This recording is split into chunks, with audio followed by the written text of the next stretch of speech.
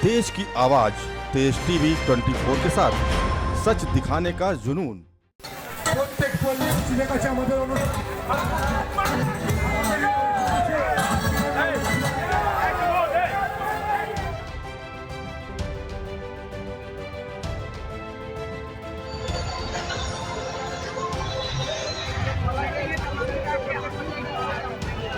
कारगिल युद्ध में सामने दुश्मन था, लगातार गोलियां चल रही थी, पर जवानों ने न तो खून बहने की परवाह की न दर्द की। बस एक ही जज्बा था कि युद्ध जीतना है। 26 जुलाई यानी कि देश की सेनाओं के शौर्य का विजय दिवस।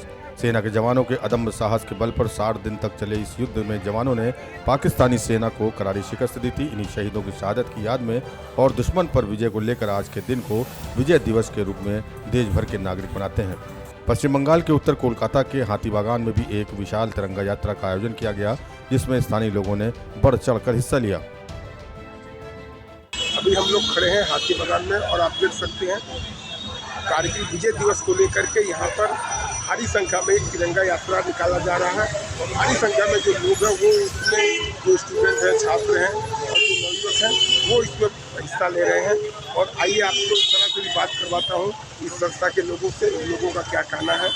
আজকের এই কার্গিল দিবসে আমাদের তাদের বীর সৈনিকদের প্রতি সম্মান জানানো হচ্ছে। যতটা সম্ভব আমরা আমাদের এই সম্মানকে আরও ওপরে নেতৃত্বকে পাঠানোর জন্য আমাদের আজকে এই সেলুট তিরঙ্গার থেকে আমাদের আজকে কার্গিল উৎসব অবস্থিত হচ্ছে।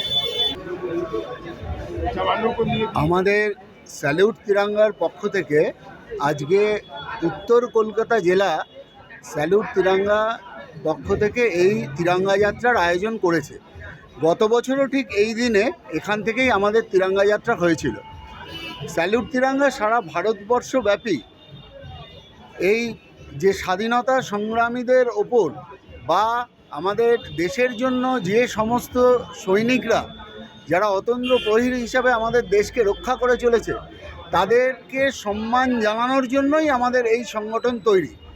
সারা পৃথিবীতে প্রায় 32টা দেশে এবং আমাদের এই ভারতের 28খানা স্টেটে এই অর্গানাইজেশন বিস্তৃত হয়েছে এবং আমাদের পশ্চিমবঙ্গেও 7 বছর ধরে এই সংগঠন চলছে এবং সংগঠনের বিস্তার একদম সুদূর উত্তরবঙ্গ থেকে দক্ষিণবঙ্গের সমস্ত জেলাতেই আজ সংগঠন বিস্তৃত এবং এই সৈনিকদের জন্য ভারত মাতার জন্য নিবেদিত যে কার্যক্রম সেই কার্যক্রমগুলোয় আমাদের সংগঠন সর্বাগ্রে অগ্রাধিকার দিয়ে থাকে। কলকাতা से नरेंद्र दुबे की रिपोर्ट।